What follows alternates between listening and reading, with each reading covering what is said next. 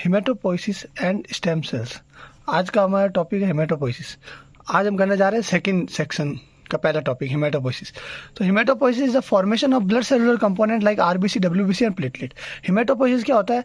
Blood cellular component का बनना, RBC, WBC और प्लेटलेट तीनों का बनने को प्रोसेस को बोलते हैं हेमेटोपोइसिस।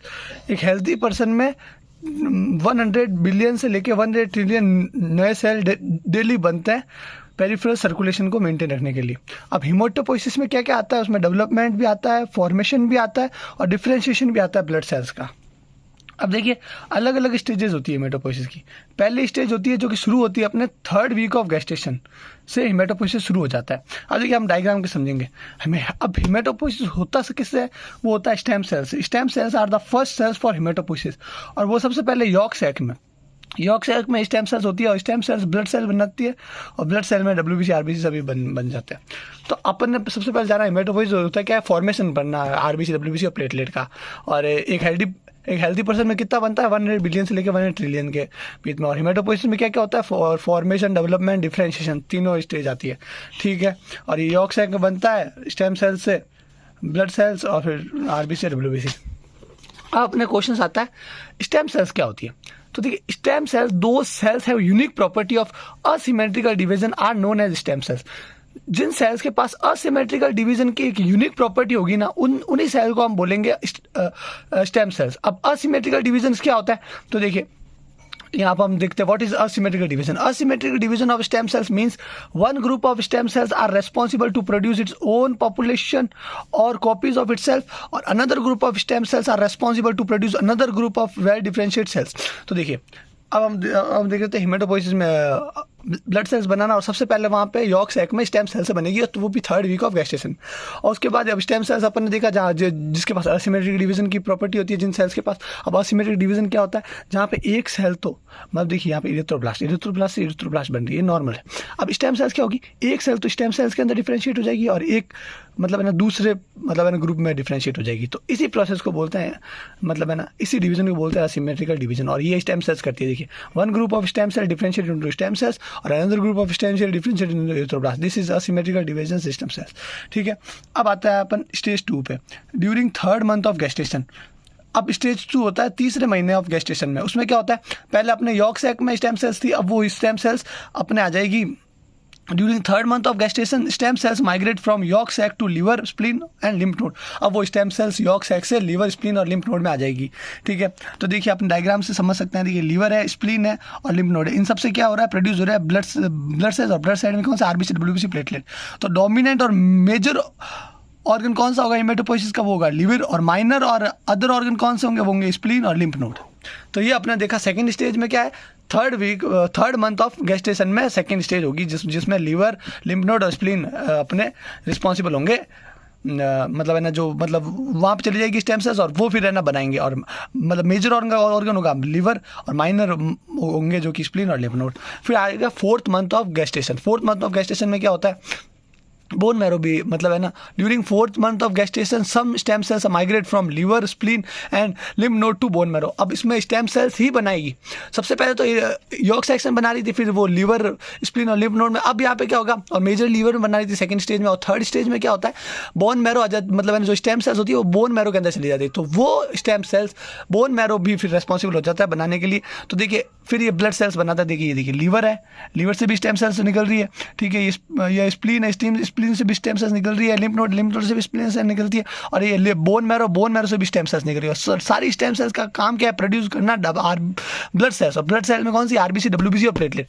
तो फर्स्ट वीक में यॉर्क सैक में होगा, 3rd वीक में लिवर, लिम्फ नोड और ये स्प्लीन, और मतलब है ना 3rd स्टेज में जो कि 4th मंथ ऑफ गेस्टेशन में होता है, उसमें क्या होता है? अपने मेजर ऑर्गन तो हो जाता है बोन मैरो, और फिर माइनर ऑर्गन ये रहता ही है। फिर आता है 4th स्टेज में क्या आता है? जस्ट बिफोर बर्थ और in full grown baby. Full grown baby में और बर्थ के बिफोर में क्या होता है? जस्ट बिफोर बर्थ और in full growth baby the haematopoiesis is stop in liver, spleen and lymph node. जन्मने से पहले बच्चे की क्या होता है? फिर लिम्फ नोड, लिवर और स्प्लीन में फिर नहीं होता स्टेम सेल्स, मतलब है ना नहीं होती हो तो है ना, मतलब है ना हेमेटोपोइसिस नहीं होता। तो वहाँ पे haematopoiesis only occur in bone marrow. तो खाली बोन मैरो में ही हेमेटोपोइसिस होगा। और blood cells RBC, WBC are only produce by bone marrow. तो यही एक ही बात है। तो यहाँ पे आरबीसी, डब्ल्यूबीसी, प्लेटलेट जन्मने से पहले खाली बोन मैरो बनेगी, ठीक है। और फुल ग्रोथ बेबी में। और फिर अपना 5th स्टेज आता है, उसमें क्या होता है, after birth of baby to puberty age, birth से लेके प्यूबर्टी एज तक क्या चीज़ें होती है। तो after birth of baby to puberty age almost all bone marrow are active to produce blood cells. तो अब जैसे ही जन्मता है और फिर प्यूबर्टी एज आती है, तब तक है ना सारी बोन मैरो प्रोड्यूस करती है एक्टिव ब्लड सेल्स को, जो कि और है ना, अब इसमें एक्टिव बोन मैरो कौन सी होगी, वो होगी रेड बोन मैरो, और इनएक्टिव होगी वो येलो बोन मैरो। तो देखिए यहाँ पे ये बच्चा है जो कि प्यूबर्टी केस तक जाने पे इसमें सारी जो भी इसके मतलब है ना साइड में और एक्सियल मतलब है और पेरिफेरल जो भी बोन्स है, सारी बोन्स इसमें मतलब है ना वो प्रोड्यूस कर रही है ब्लड सेल्स। देखिए ये अपन देखिए आराम से देखिए यहाँ पे देखिए all bone marrow produce blood sales, और ब्लड सेल्स में आरबीसी डब्ल्यूबीसी प्लेटलेट। फिर 6 उससे पहले अब उसमें अपन आता है येलो बोन मैरो और रेड बोन मैरो में फ़र्क क्या है। तो येलो को बोलते हैं हम इनएक्टिव, रेड को बोलते हैं एक्टिव। अब इनएक्टिव क्यों बोलते हैं, because it contains less hematopoietic stem cell. Yellow के पास कम होगी हिमेटोपोइटिक स्टेम सेल्स और रेड के पास ज़्यादा होगी, तो हम इसको बोलते हैं एक्टिव और इसको बोलते हैं इनएक्टिव। और है ना येलो होता है वो है ना, येलो क्यों होता है, क्योंकि इसके अंदर फैटी सेल्स ज़्यादा होते हैं। और रेड इसलिए रेड होता है क्योंकि हिमेटोपोइटिक और प्रो जनरेटर सेल्स ज़्यादा होते हैं।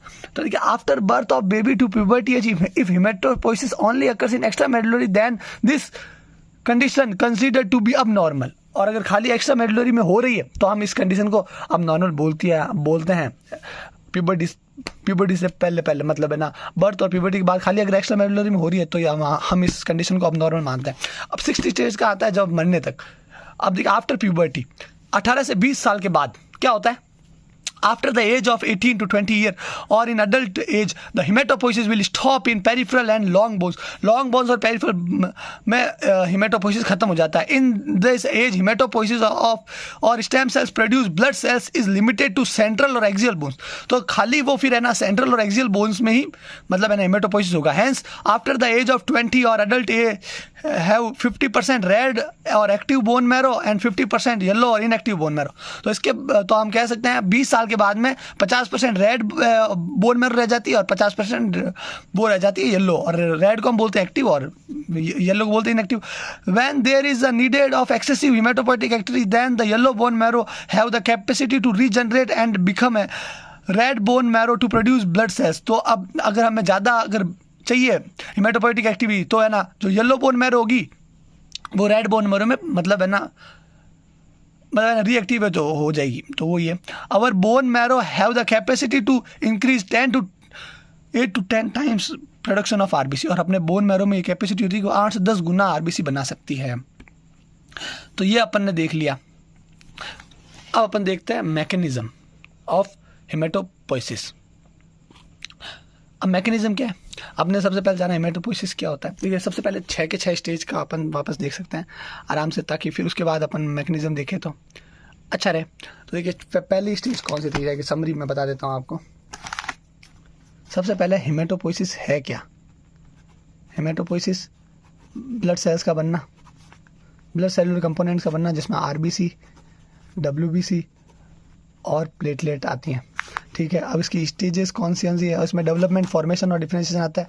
6 स्टेज है। पहली स्टेज आती है 3rd week of gestation, 3rd week of gestation आती है। 2nd स्टेज आती है 3rd month of gestation, 3rd stage आती है इसमें 4th month of gestation, 4th stage आएगी इसमें फुल ग्रोन बेबी में और फुल ग्रोथ बेबी और just before birth.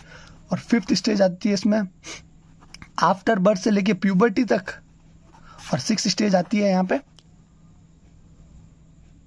After puberty. After puberty ये आफ्टर बर्थ से लेके प्यूबर्टी तक और ये आफ्टर प्यूबर्टी। ठीक है, और यहाँ पे यॉर्क सैक में होगा स्टेम सेल्स, फिर यहाँ पे लीवर, स्प्लीन और लिम्फ नोड, फिर यहाँ पे बोन मैरो भी आ जाएगी और ये फिर है ना ये मेजर हो जाएगा, ये माइनर हो जाएंगे। फिर 4th में ओनली बोन मैरो। और यहाँ पे सब में होगी, यहाँ पे खाली कहाँ पे होगी, सेंट्रल और एक्सियल में।